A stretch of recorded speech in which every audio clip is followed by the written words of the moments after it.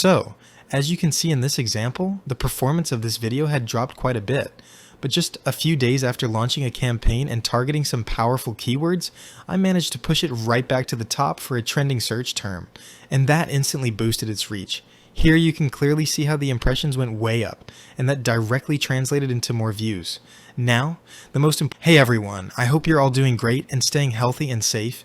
In today's video, I'm going to walk you through a super simple yet powerful method to rank at the top of YouTube search results. Almost guaranteed, and based on my personal experience. The proof? Well, most of my videos, despite my channel being relatively small, consistently show up at the top of search results for the keywords they're targeting. Whether it's older videos like the one about reaching 4,000 watch hours, as you can see here, or upcoming ones I'll be creating using the exact same strategy. This method works.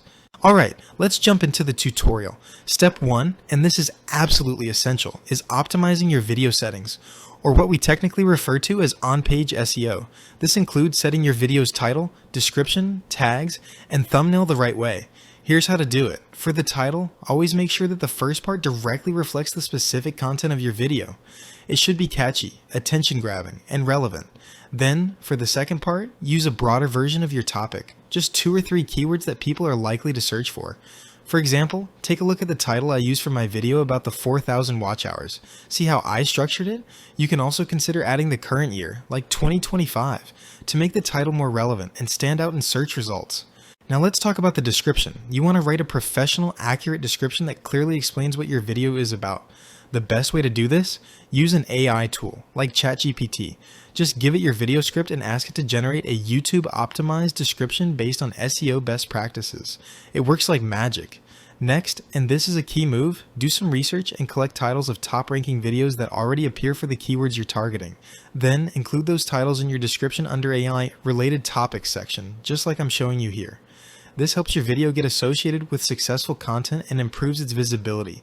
As for tags, according to YouTube itself, they're no longer that important, but I still recommend adding a few, just in case they help a little with discoverability. Finally, your thumbnail. This is crucial. The only advice I'll give you here is be creative, be bold, keep it simple, and make it eye-catching from the very first glance. Look at what top competitors are doing. Take inspiration from them. You can also use Canva templates to create thumbnails that look clean and professional. So that wraps up step 1. Now let's move on to the next step, what we technically call off-page SEO. This includes things like creating backlinks, analyzing performance, and tracking your results. Basically, all the stuff that search engines, including YouTube, rely on to determine which content to promote, both in search and in browse features. One of the most critical factors here is backlinks, or simply put, external links. This means how often your video is shared or embedded outside of YouTube, on websites, blogs, forums, or news pages. The more your video is referenced or linked to outside the platform, the more YouTube sees it as valuable and authoritative content, and the higher it will rank and reach. To help with this, we're going to set up a simple campaign using a platform called ShortLink. You'll find the link to it right below this video in the description. As you can see here, this is the website's main interface. It's a platform designed for shortening URLs and promoting them through ad placements. We're going to take advantage of this feature to generate clean and legitimate traffic to our video. Traffic that can help boost its performance and visibility on YouTube. So, without wasting time, let's click on the Quick Ads option to head straight to the ad creation page. The first option you'll come across is for selecting the ad size. Here we're simply going to choose the smallest available size, because in our case, this setting doesn't really affect the outcome. Plus, it helps us maximize our results while keeping costs low. Once that's done, click Next to move on to the next setting, which is defining the objective of the campaign. We'll select the Pay Per Interaction option. This ensures we're only paying when someone actually engages with our link. Then, click Next again to move to the campaign scale. This is where we choose how many interactions we want. For example, we can select this package here, which will cost us around $51. Next, we move on to the audience targeting stage. This is where we define the right audience for our ad. First, we select the category. I personally always go with other interests, but you're free to choose the option that best fits the content of your video. After that, we move on to the keyword section. You can leave it empty for now, but keep in mind, it's a critical component that we'll come back to and optimize after the campaign goes live. And finally, we reach the last step, where we enter our personal details and ad information. So take your time here. Start by entering your full name. This will be used mainly for internal identification and in case the platform needs to contact you regarding the campaign. Next, type in your phone number. It's not always mandatory, but it adds credibility and might be useful for support purposes if anything goes wrong. Then, enter your email address carefully. Make sure it's a valid, active email, because this is where you'll receive your campaign confirmation and, more importantly, your tracking link once the payment is complete. Now, let's scroll down to the section labeled HTML banner code, or sometimes embed link. In that field, we're going to paste the YouTube video link. Yes, just the normal YouTube URL, because YouTube links are automatically embeddable, and the platform will treat them as banners or media ads. Once everything is filled out, we're ready to move on. Click the preview button to see how the ad will look before it goes live. This is your last chance to review everything, so take a moment to confirm that all the info is accurate. Double check that the link is correct, no typos, and make sure the video content and banner size are appropriate, because this is what your audience will actually see when the ad runs. And now, we proceed to the final step, payment. You have two options here. You can either pay using a credit or debit card, or go with PayPal, depending on what's more convenient for you. Once the payment is complete, you'll receive an email within a few minutes confirming that your campaign has been submitted. Right after completing the payment, you'll receive an email with all the details of your campaign. As you can see here, we'll just wait a few seconds for Gmail to load. Alright, here it is. I've received the notification. Let me open the email and take a look at the contents. As I mentioned earlier, this is essentially a confirmation receipt that includes everything related to your campaign. But the most important part for us right now is the tracking link. This is the link that allows us to monitor the campaign's performance in real time, and most importantly, it gives us access to update and optimize the keywords as the campaign progresses. At first, the campaign will be paused, waiting for review. This usually takes about 1 to 2 hours. Once it's approved, the campaign goes live, and you'll start seeing results come in. From that point on, you'll also have the option to edit and optimize your keywords based on the campaign's performance. Once the campaign gets approved and starts running, we've officially reached the most important step in this entire process. So listen carefully, my friend. This is where it gets real. Follow these next actions exactly as I show you, and trust me, the results will blow your mind. To make things even clearer, I'm going to show you a real-life example of a campaign I'm currently running for one of my clients. By the way, this client works in affiliate marketing and relies on my service to help his videos rank at the top of YouTube search results for the exact keywords related to the product or service he's promoting. Now, once we click on the tracking link, we're taken to the campaign dashboard. As you can see here, we have a list of keywords, each one accompanied by 3 key indicators. A color status, this can be green, orange, red, or gray, and it reflects the overall health or performance of that keyword. A targeting percentage, this shows how closely your link, in this case, the YouTube video, matches or ranks for that keyword across the internet in general. And finally, a hashtag trend score, which gives you an idea of how trendy or relevant your link is in relation to the keyword at that moment. Now let's say our goal is to rank this client's video at the top for the following 3 search terms: free web hosting, how to get web hosting, how to buy web hosting. Next, we test and see whether the video is actually ranking for these target keywords. So let's start by searching for the first one, free web hosting. As you can see, the video doesn't show up anywhere in the top results.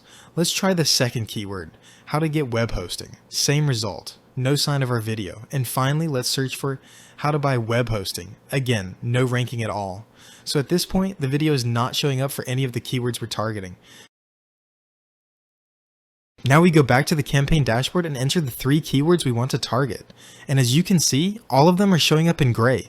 This means that according to the shortlink system, these keywords have no connection to our ad link. And that's accurate, because our ad link is a YouTube video, and it's not currently ranking in search results for any of the 3 keywords. So now, I'll try to link it to those keywords by following these steps. First, I'll edit the keywords to make them appear in orange or red at least, meaning there's some level of relevance. For example, I'll modify free web hosting to free web hosting WP wiki by adding the client's channel name. Now this keyword shows up in green, which is excellent. Next we go to the second keyword and modify how to get web hosting to how to get web hosting for my website. And now it appears in red, which is acceptable. It means the system sees some connection. Then we move on to the third keyword, which we change from how to buy web hosting to how to buy web hosting with free WordPress. Now it shows up in orange, which is also a good sign. After that, we click the update button to apply the new keyword settings to the campaign. During this time, our video link is being embedded across a large number of pages, along with the keywords we've defined in the campaign.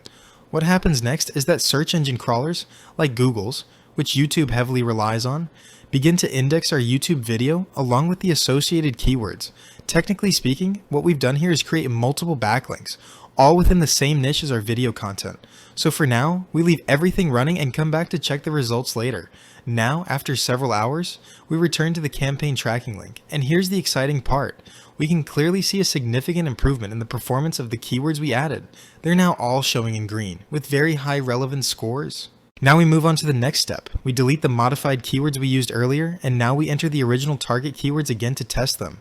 Great. All the keywords are now showing in colors other than gray, with decent relevance scores. So I'll go ahead and click update, and then I'll leave the campaign running once again. So after about a day and a half, we head back to the campaign tracking link, and as you can see, the results speak for themselves. All the keywords are now in green, with excellent relevance scores.